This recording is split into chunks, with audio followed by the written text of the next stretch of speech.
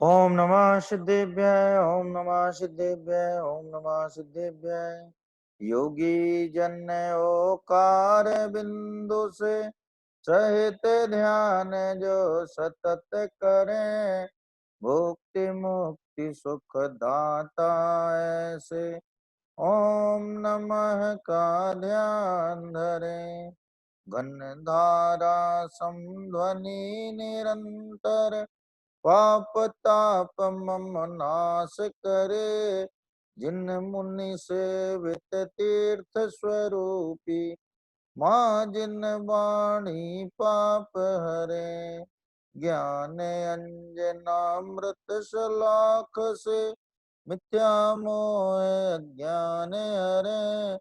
उन श्री गुरुवर परंपरा को नमन करूं कल्याण करें। जिन सर्वज्ञ प्रणीत यो आगम गणधर गुरु जो गुथित करे। कुंद कुंद जिन नग्न मुनीशम वचन कहूँ सुन समल हरे।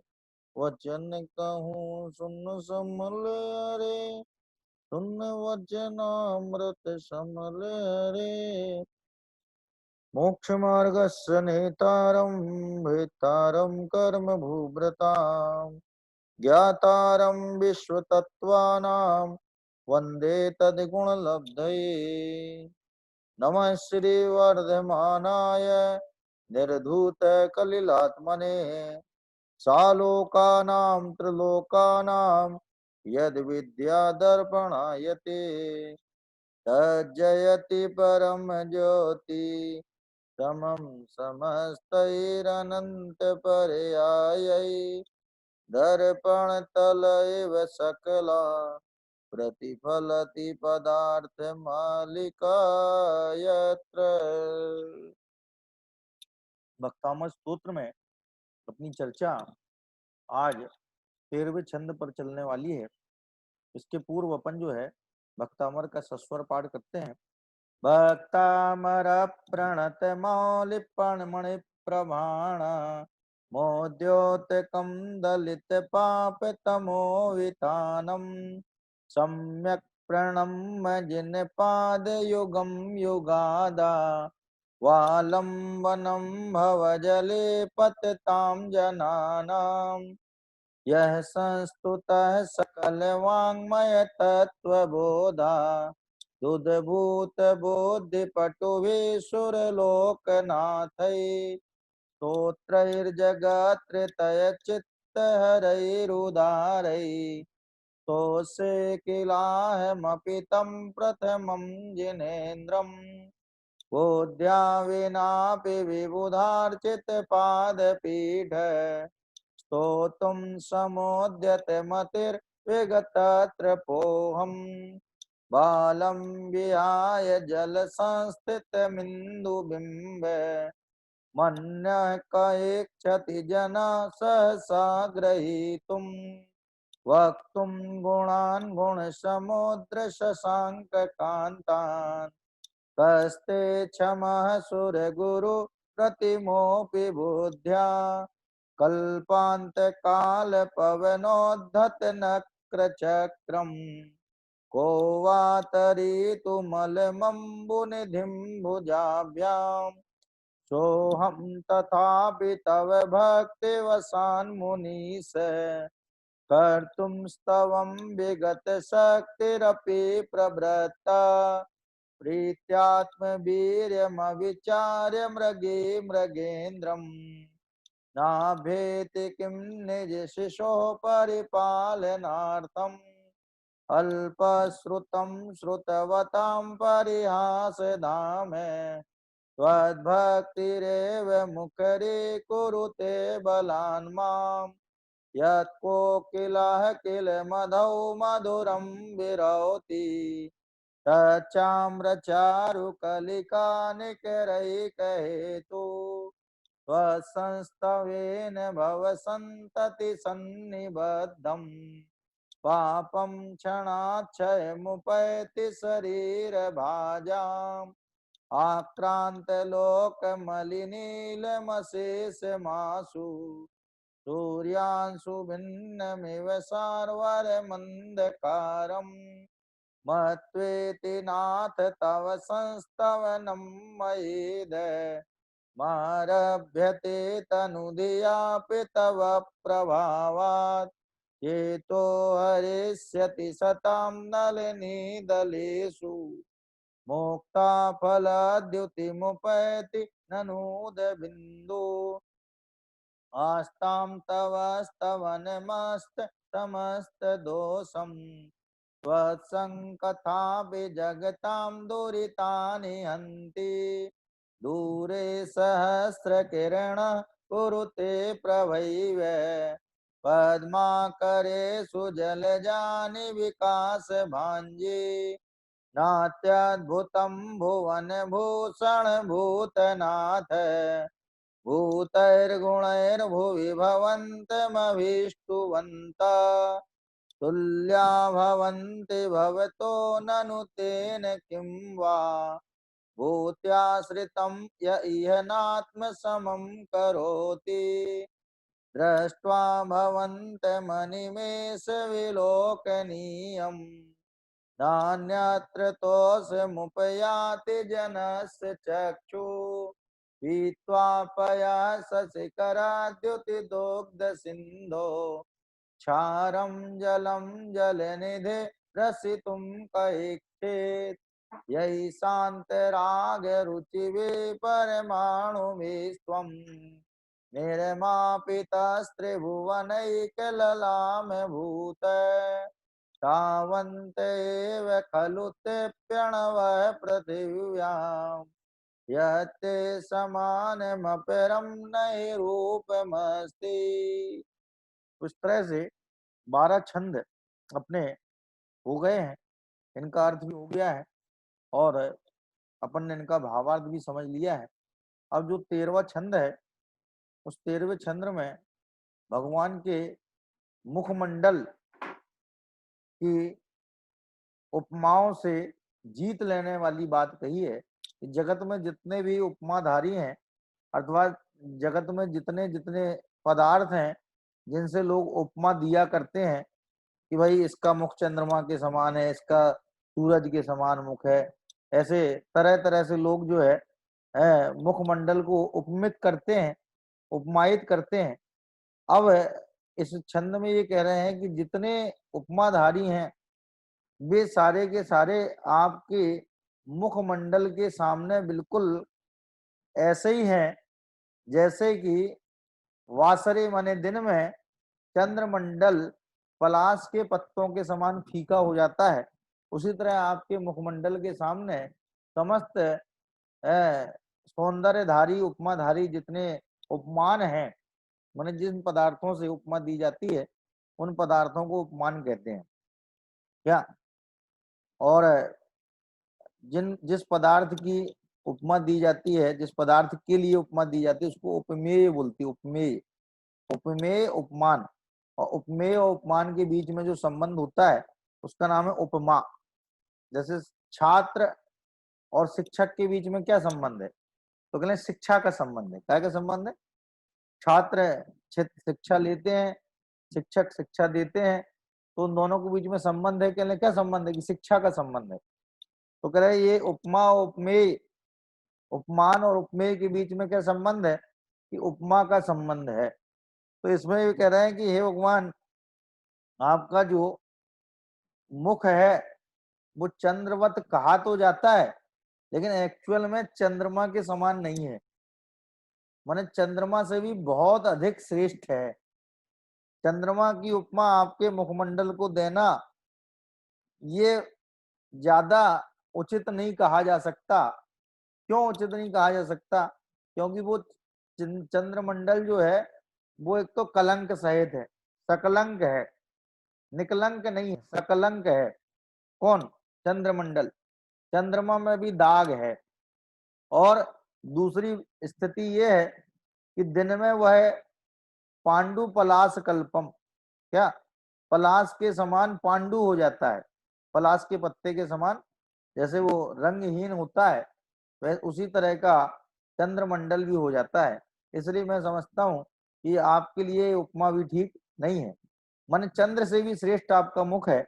इस बात को यहाँ पे व्यक्त करते हुए कहते हैं, वक्त्रम क्वते सुर नरोरग नेत्रहारी निशेष निर्जित जगत तयोपमानम बिंबम कलंक मलिनम वनिशाकरस्य यद्वासरे भवति पांडुपलाश कल्पम। फिर से, वक्त्रम क्वते सुर नरोरग नेत्रहारी निशेष निर्जित जगत्तयोपमानम बिंबम कलंक मलिनम वनिशाकरस्य यद्वासरे भवति पांडुपलाश कल्पम। क्या कह रहे हैं कि ते वक्त्रम क्वा, ते माने तुम्हारा, वक्त्रम माने मुंह, मुख, तुम्हारा मुख कहाँ है और कहाँ चंद्रमंडल, कहाँ तो आपका मुख, क्यों जैसे कहते हैं ना कहावत है, कहाँ राजा भोज कहाँ गंगू तेली। क्या, कहाँ राजा भोज कहाँ गंगू तेली, तो कहाँ माने कहाँ, उनकी कोई उपमा है क्या?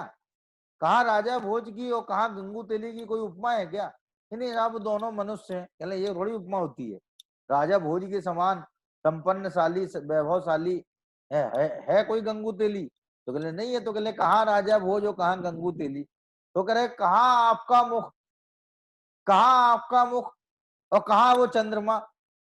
जो बड़े बड़े कवि लोग आपके मुखमंडल को चंद्रमंडल से उपमित करते हैं, चंद्रमा की उपमा आपके मुखमंडल को देते हैं, तो मान दूंगा चार करे, मुझे तो समझ में नहीं आती बात।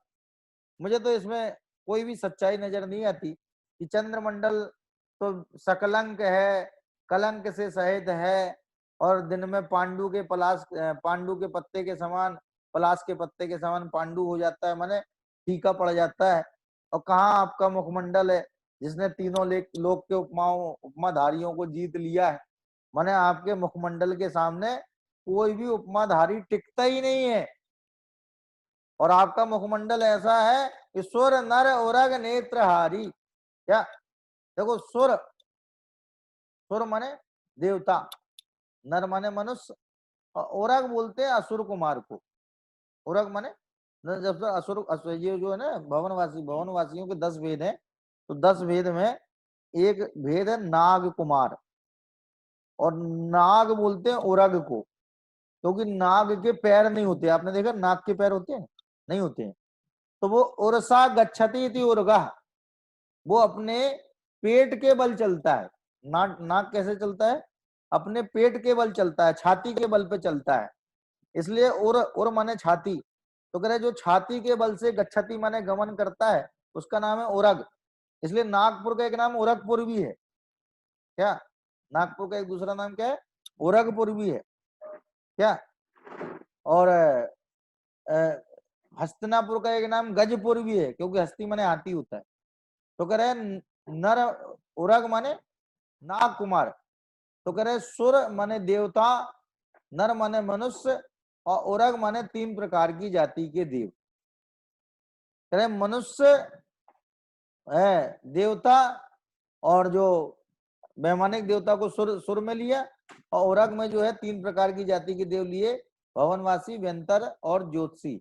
इन 3 प्रकार की जातियों के देवों का समावेश उरग शब्द में कर लिया। तो वो कह रहे हैं कि सुर नर उरग नेत्रहारी ते वक्त्रम क्वा, कि देवताओं, मनुष्यों और असुरों के नेत्र को हरण करने वाला कहा तो आपका मुख, और कैसा है आपका मुख?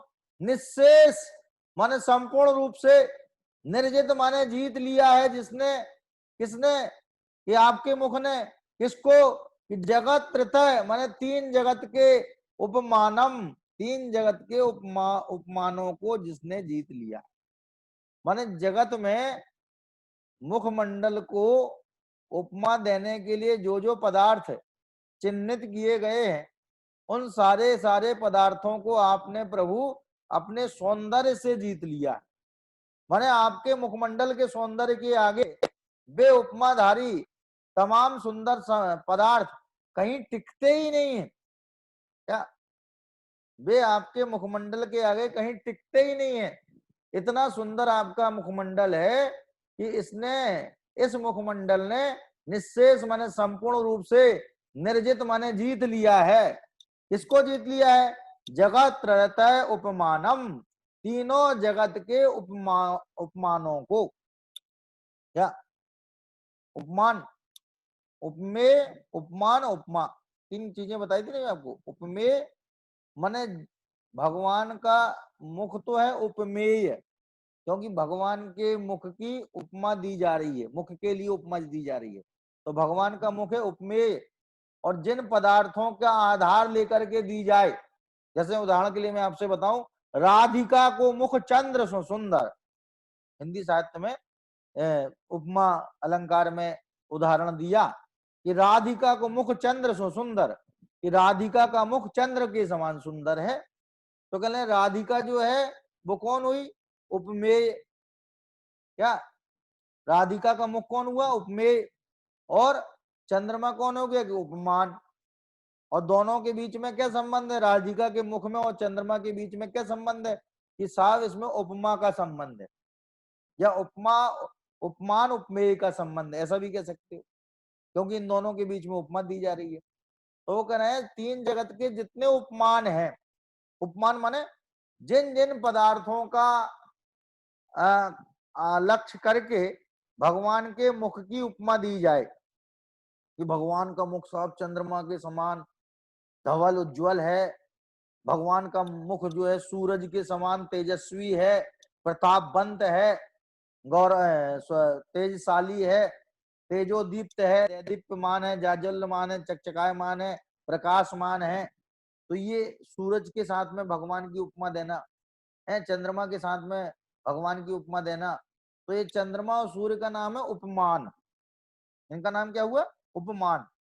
तो कह रहे हैं कि निशेष निर्जित संपूर्ण रूप से जीत लिया है जिसने, किसने? कि आपके मुख ने।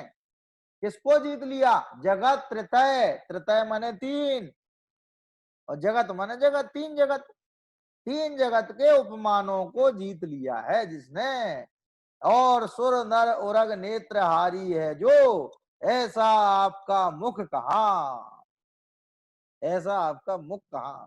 माने हम उसकी तो बात ही क्या करें प्रभु, आपके मुख का है, मुख की सौंदर्यता, सौंदर्य को बताने के लिए जगत के कोई भी उपमान उसके सामने एक क्षण भी टिक नहीं सकते। क्या वो कहते पानी भरे, कौन? जगत के जितने उपमान हैं, जो जो मुखमंडल को उपमित करने के लिए उदाहरण दिए जाते हैं, वे सारे उदाहरण, वे सारे उपमान आपके आगे पानी भरे, माने कहीं टिकते ही नहीं है। वो कह रहे हैं वक्त्रम क्वते, ते वक्त्रम क्वा माने कहा, कहा तो आपका मुख, कहा तुम्हारा मुख, ते माने तुम्हारा, ये हे प्रभु कहा तो तुम्हारा मुख, कैसा है तुम्हारा मुख? सुर नरोरग नेत्रहारी, सुर माने देवता, और नर माने मनुष्य, और उरग माने तीन जाति के देव। सुर शब्द जब भी आता है तो उसका मतलब होता है वैमानिक जाति के देव, उनका उसका मतलब क्या है? सुर। आपने पढ़ा होगा, सुर असुर पूजित भजू, सुर असुर पूजित भजू, और सुर असुर पायनी परे, धनी तन, धनी नगन पर तन नगन ठाणे। दस लक्षण पूजा में लिखा है ना, दस लक्षण धर्म की पूजा जो दैनंद राय जी वाली है पुरानी पूजा, उसमें लिखा है कि धनी तन नगन पर धन नगन ठाणे, सुर असुर पायनी परे, कि सुर और असुर आपके पैर पड़ते हैं। धनी नगन पर तन नगन ठारे, नगन माने पहाड़ पर, तन से नग्न खड़े हुए हैं। और देवता माने सुर, और असुर माने तीन प्रकार की जाति की देव, वे आपके पैर पड़ते हैं। तो असुर का मतलब होता है जो सुर नहीं है, और सुर का मतलब फिक्स है, सुर का मतलब होता है वैमानिक देव। तो जो सुर नहीं है लेकिन वो देव कैटेगरी में है तो वे 3 प्रकार के देव हैं, भवनवासी, व्यंतर और ज्योतिषी। तो जो ऊर्ध्व लोक में है वहां केवल और केवल वैमानिक देव हैं ऊर्ध्व लोक में। मध्य लोक में जो है यहाँ पर मुख्यतः जो व्यंतरों की और ज्योतिषी देवों की है। ज्योतिषी देव माने ये तारे, नक्षत्र, सूर्य, चंद्रमा इत्यादि, ये सब ज्योतिषी देव हैं। और व्यंतर देव हैं जो भूत, पिशाच हैं, किन्नर, किमपुरुष, महोरक, गंधर्व, यक्ष, राक्षस, भूत, पिशाच। कभी कभी घरों में निकल भी आते हैं लोगों के, हैं लोग जो कहते हैं भैया वहां पे ये लगता है, वो लगता है, वहां हवा लगती है, और कोई कह रहा है कि वहां कुछ हो जाता है, ये हो जाता है। तरह तरह से वो बातों से बातें निकलती हैं, जैसे प्याज के छिलके से छिलके निकलते चले जाते हैं, उसी तरह से बातों से बातें निकलती चली जाती है।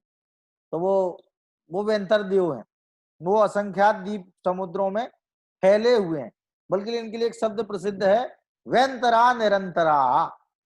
व्यंतरा निरंतरा, ऐसी कोई जगह नहीं है जहां व्यंतर ना हो। एक व्यक्ति के मुख से तो हमने ये उपमा सुनी, वो कह रहे थे कि भैया इन व्यंतरों के सामने अपन लोगों की वही पोजीशन है जो अपने सामने अपने घर में रहने वाले चूहे बिल्ली की रहती है।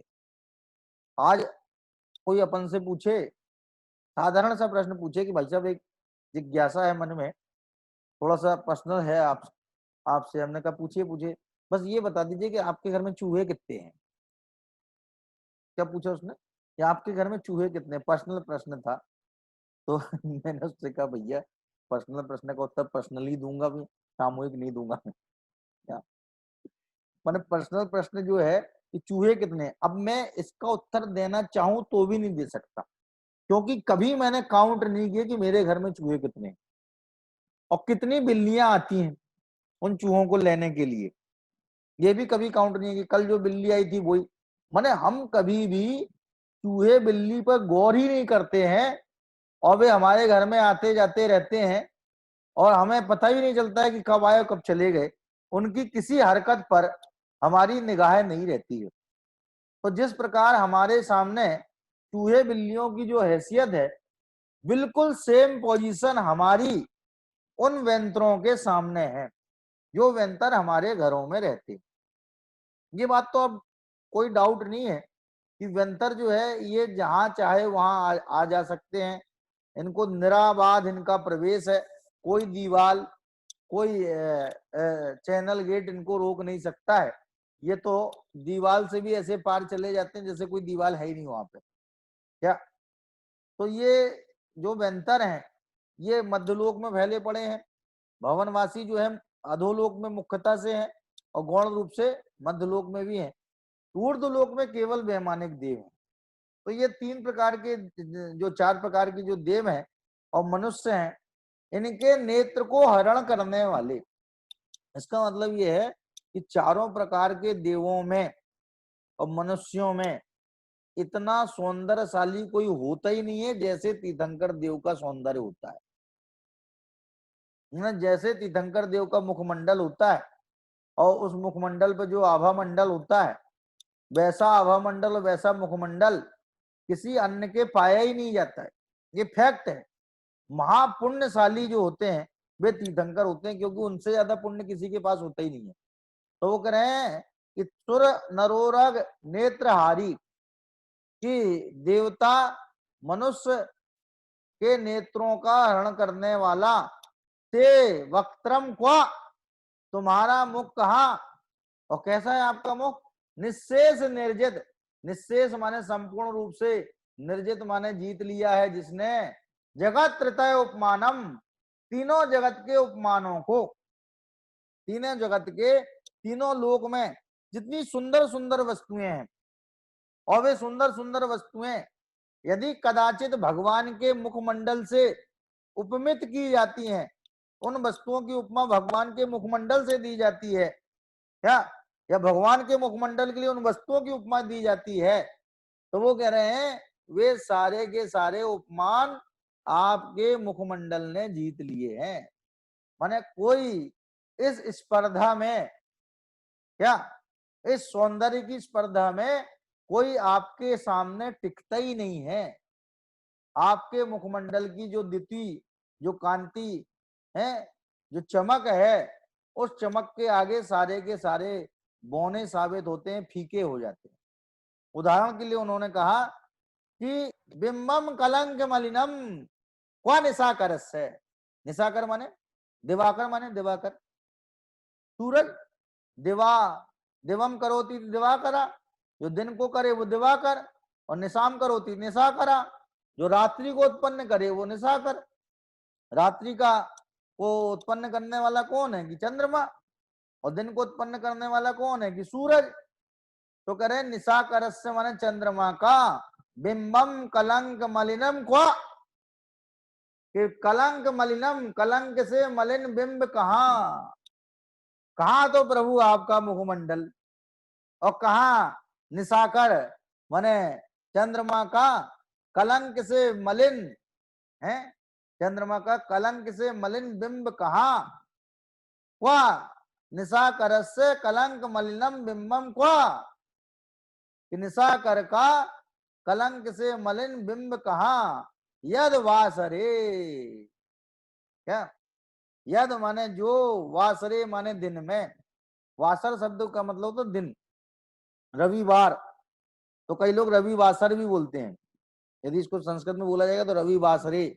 आपने देखा हो जब वो विधानाचार्य विधान करवाते हैं तो उसमें जब वो दिन का नाम लेते तो रविवासरे, रविवारे नहीं बोलते हैं, रविवासरे, क्योंकि वासर माने दिन।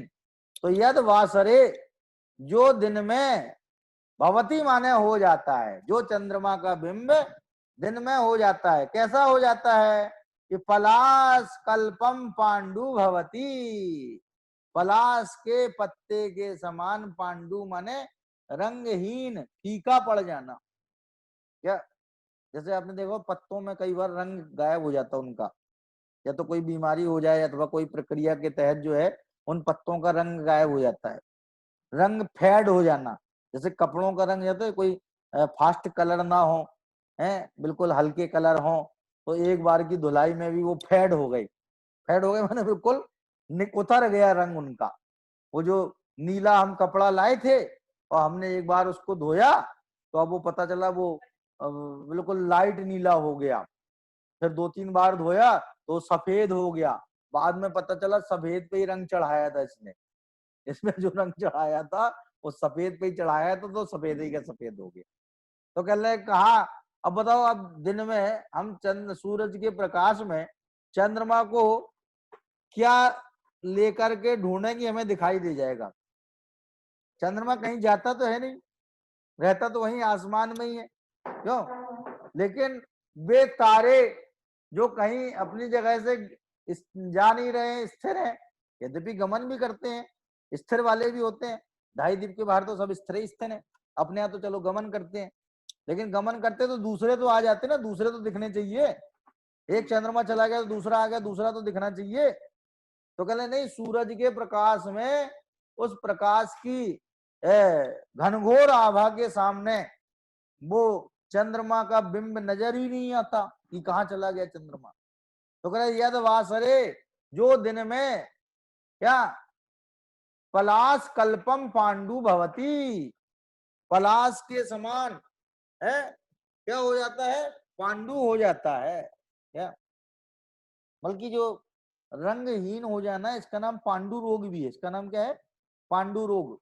पांडु रोग क्या होता है कि त्वचा का रंग चला जाना, त्वचा का जो रंग है वो किसी बीमारी की वजह से वो रंग विहीन हो जाना, माने एक्चुअल रंग उसका चला जाए, तो वो जो डिसीज है वो डिसीज क्या कहलाएगी, पांडु रोग। तो कह रहे पांडु हो जाता है माने रंग विहीन हो जाता है, कौन, वो चंद्रमा। तो बताओ, जो रंग विहीन हो जाए और कलंक सहित है, उसकी उपमा भगवान के मुखमंडल से कैसे दी जा सकती। माने मान तुंगाचार्य को ये बात पसंद नहीं आई, पसंद नहीं आई माने वो ये इस रूप में भगवान की स्तुति कर रहे हैं कि भगवान आपका मुखमंडल तो चंद्रमा से भी उपमा देने लायक नहीं है, चंद्रमा आपके मुखमंडल से उपमित नहीं हो सकता, बल्कि आपका मुखमंडल तो महान है, महान श्रेष्ठ है, और चंद्रमंडल तो उसके आगे कुछ है ही नहीं। क्या, तो फिर से देख लीजिए, कह रहे हैं सुर नर उरग नेत्रहारी निशेष निशेष निर्जित जगत तयोपमानम ते वक्त्रम क्वा, कि सुर देवता, वैमानिक देवता, नर मनुष्य और उरग माने तीन प्रकार के देव, इनके नेत्रों को हरण करने वाला और संपूर्ण रूप से जिसने जगत की उपमानों को जीत लिया है, तीन जगत के उपमानों को जीत लिया है, ऐसा ते वक्त्रम क्वा, आपका मुख कहाँ। ठीक है, ये तो समझो वो सिद्धांत वाक्य हो गया, कथ्य वाक्य हो गया। अब इसके संप्रेषण में, इसके पोषण में जो है वो उदाहरण देते हैं कि निशाकरस्य मलिनम कलंक मलिनम बिंबम क्वा, चंद्रमा का कलंक से मलिन बिंब कहाँ, यद वासरे, जो दिन में पलाश कल्पम पांडु भवती, पलाश के पत्ते के समान पांडु माने प्रभाहीन हो जाता है, माने इस चंद्रमा से आपकी उपमा नहीं दी जा सकती है। देखो नीचे क्या लिखा है श्लोकार्थ में, हे नाथ, जिसने देव, मनुष्य और धरणेन्द्र, ये ओरग शब्द जो ना धरणेन्द्र के लिए आया है, तो धरणेन्द्र जो भवनवासी तो है ये धरणेन्द्र पद्मावती जो है जिनको लोग जो है अज्ञानवश पूजते हैं, धरणेन्द्र पद्मावती को अज्ञानवश पूजते हैं, जो कि पूज्य नहीं है। क्यों पूज्य नहीं है? क्योंकि जैन धर्म में संयम पूज्य है, असंयम पूज्य नहीं है, फर्स्ट ऑफ ऑल। और यदि कोई ये कहे कि चलो सम्यक दृष्टि है इस वजह से पूछते हैं, तो इनके कन्फर्मली सम्यक दृष्टि होने की भी गारंटी नहीं है। इनके, क्योंकि इनके बारे में प्रसिद्ध नहीं है कि अगले भाव में मोक्ष जाएंगे या सम्यक दृष्टि है। ये हो भी सकते हैं, नहीं भी हो सकते हैं। देवेंद्र के बारे में तो प्रसिद्ध है, जो स्वधर्म इंद्र है उसके बारे में तो प्रसिद्ध है कि स्वधर्म इंद्र सम्यक दृष्टि होता है, अगले भाव से मोक्ष जाता है। तो ये भवनवासी जो धरणेन्द्र पद्मावती हैं, इनके नेत्रों का हरण कर लिया है किसने? आपके मुखमंडल ने। और जिसके आगे तीनों लोक के सारे उपमान फीके पड़ गए हैं, माने जितने उपमान है जगत में तीनों लोक में, वे सारे आपके मुखमंडल के आगे फीके पड़ गए हैं, जिनकी कोई वैल्यू नहीं रह गई है। ऐसे आपके अद्वितीय मुखमंडल की तुलना चंद्रमंडल से नहीं की जा सकती। जो लोग करते हैं वो सही नहीं करते हैं क्या? चंद्रमंडल से आपके मुखमंडल की उपमा नहीं दी जा सकती। क्योंकि दो कारण लिखे, क्योंकि एक तो चंद्रमा कलंकी है, चंद्रमा कैसा है? कलंकी है। और दूसरा, वह दिन में ढाक के जीर्ण पत्ते की भांति, ढाक का पत्ता सूखा हुआ पत्ता हो, अब सूखा हुआ पत्ता कैसा रंग विहीन हो जाता है, तो कह रहे दूसरा, वह दिन में ढाक के जीर्ण पत्ते की भांति निस्तेज, माने तेज से रहित। अब हरा हरा पत्ता हो तो कैसा चमकदार होता है पत्ता, लेकिन सूखा पत्ता हो तो उसमें कोई चमक नहीं होती, कोई तेज नहीं होता। तो कह रहे जीर्ण पत्ते की भांति निस्तेज, पीला और फीका पड़ जाता है। तो कह रहे जो चंद्रमा स्वयं निस्तेज हो जाता हो, पीला हो जाता हो, फीका हो जाता हो, जैसे किसी को पीलिया रोग हो जाए तो पीला पीला हो जाता है, उसकी आंखें पीली हो जाती हैं, उसे सब पीला ही पीला नजर आता है। तो कहना वो प्रवाहहीन भी हो जाता है, मुरझा जाता है। पीलिया यदि लास्ट स्टेज पर हो तो कैसी स्थिति होगी उसकी? तो वो कह रहा है ये तो पीला हो गया, कौन? चंद्रमा। माने दिन में दिखाई नहीं दे रहा है, गायब हो गया, तेजहीन हो गया। तो कह रहे पीला फीका पड़ जाता है, इसलिए इस चंद्रमा के साथ में आपकी उपमा नहीं दी जा सकती है। ठीक है, अब इसमें कोई कठिनाई हो तो पूछ लीजिए।